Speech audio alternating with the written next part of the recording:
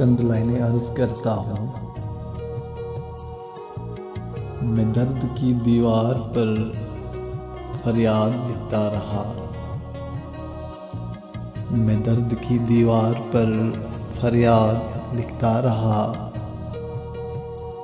दर्द बढ़ता रहा, मैं तहरीर करता रहा कि एक समंदर सा टूट पड़ा है आंखों में।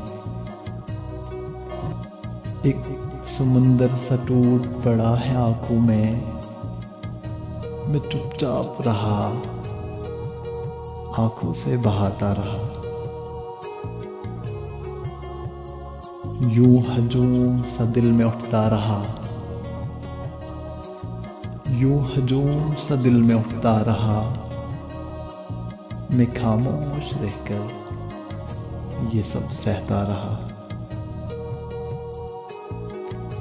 यूं न देख मेरे गम की इंतहा जालिम, कि यूं न देख मेरे गम की इंतहा जालिम।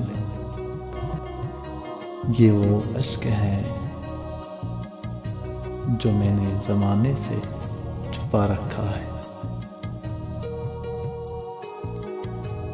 एक तमन्ना इस दिल में दबाता रहा,